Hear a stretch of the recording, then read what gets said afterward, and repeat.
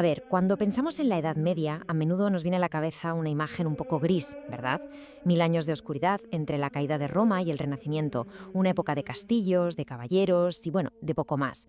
Pero, ¿y si en medio de esa supuesta oscuridad se hubieran forjado las herramientas, los cimientos de toda la música que escuchamos hoy? Pues en los próximos minutos vamos a descubrir juntos cómo, en ese tiempo, se inventó el sonido de nuestro mundo.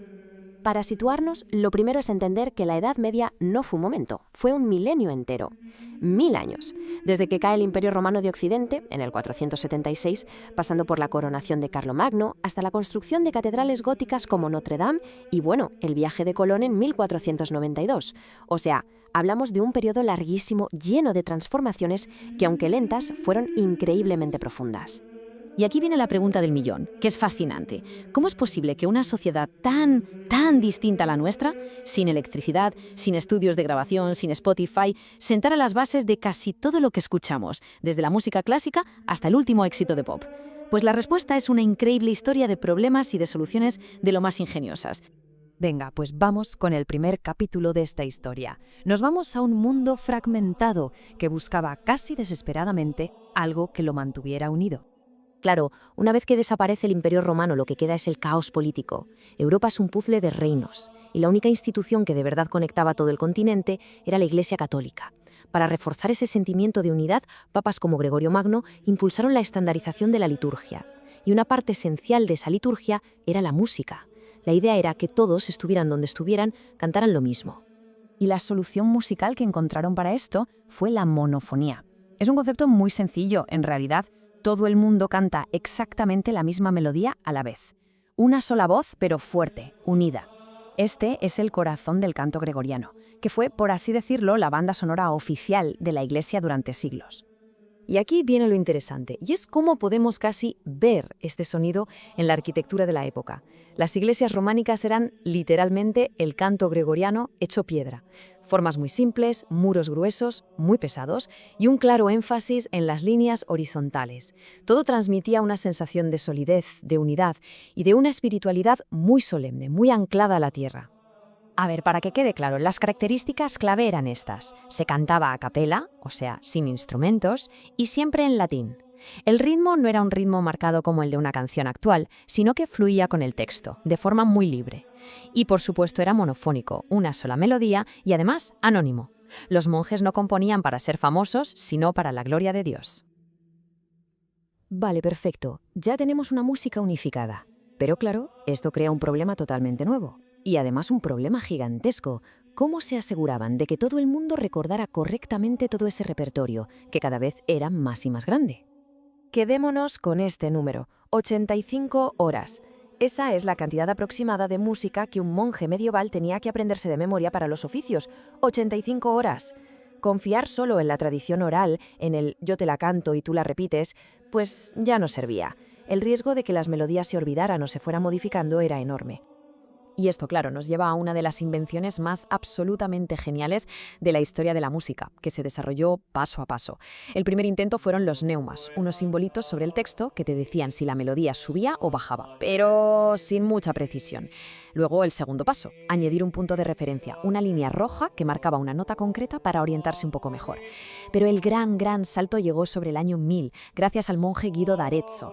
Su idea fue crear un sistema de 4 líneas, el tetragrama, donde cada línea y cada espacio correspondían a una nota exacta. Y ya, para rematar, les dio nombre a esas notas usando las primeras sílabas de un himno.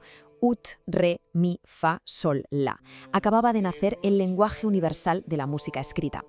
El impacto de esto fue, revolucionario. El propio Guido decía que con su método se podía aprender en un año lo que antes llevaba 10. Por primera vez en la historia, se podía leer una melodía sin haberla escuchado nunca antes. La música podía viajar, se podía conservar, se podía estudiar. Era un antes y un después. Pero ojo, que mientras todo esto pasaba en los monasterios, fuera de sus muros estaba floreciendo otro universo musical completamente distinto. ¿Quiénes eran los que ponían música a la vida cotidiana? Porque no todo era oración y recogimiento. La respuesta, ya verán, nos lleva a un mundo fascinante de poetas, de artistas ambulantes y hasta de eruditos rebeldes. Aquí es importante distinguir entre dos figuras clave. Por un lado, el trovador, que era el poeta y compositor. A menudo era noble y era quien creaba las canciones. Y por otro, el juglar, que era el artista ambulante, el intérprete, el que iba de pueblo en pueblo difundiendo esa música, a menudo con acrobacias y todo tipo de espectáculos. Básicamente, uno era el cerebro, el creador, y el otro era el altavoz, el que lo difundía.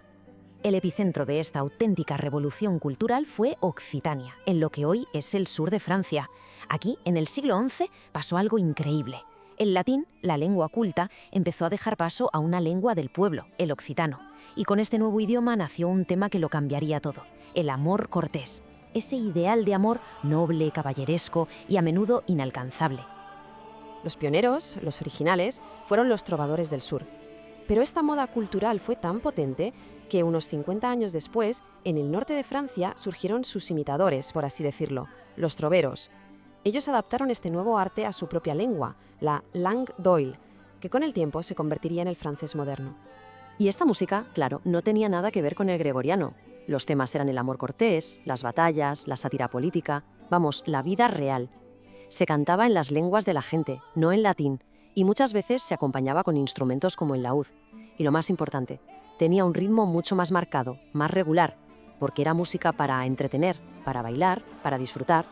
Si tuviéramos que buscar una analogía moderna, una etiqueta para que nos entendamos, la más acertada sería sin duda la de cantautor. El trovador era ese artista que escribía sus propias letras y su propia música para hablar de amor, de la vida, de la sociedad. Una figura muy parecida, solo que en un contexto, claro, totalmente diferente. Bueno, pues volvemos a la iglesia. Los compositores, que ahora tenían la herramienta de la notación, empezaron a sentir que una sola melodía, por muy bonita que fuera, pues como que se les quedaba un poco corta. Querían más, querían algo más grande, más complejo, más celestial. En resumen, querían embellecer el sonido. Y de esa necesidad nace la polifonía. El nombre lo dice todo, muchos sonidos. La idea, que hoy nos parece normal pero que entonces fue revolucionaria, de que varias voces pudieran cantar melodías diferentes a la vez y que juntas sonaran bien, de forma armoniosa. Y esto es, sin lugar a dudas, el salto conceptual más importante de toda la historia de la música occidental. Claro, esto no fue cosa de un día, fue toda una evolución. Empezó de forma muy simple, con una segunda voz que iba como la sombra de la principal, a una distancia fija. Después, esa segunda voz empezó a moverse con más libertad. Y el punto culminante llegó en el siglo XII, en París, con la que se conoce como la Escuela de Notre Dame. Ahí, compositores como el Léonin y Perotin empezaron a construir verdaderas arquitecturas sonoras, con 2, 3, incluso con 4 voces a la vez. Y con esto volvemos a nuestra gran metáfora, pero ahora llevada al máximo. Es que la comparación es perfecta, ilustra la conexión de una forma brillante. La nueva arquitectura gótica, la de Notre Dame por ejemplo, buscaba la verticalidad, la luz, la complejidad. Bueno, pues la nueva música polifónica hacía exactamente lo mismo. Las múltiples voces subían y bajaban como las columnas de la catedral. Las melodías se entrelazaban como los arcos y las bóvedas. Era, literalmente, música gótica, pura arquitectura sonora.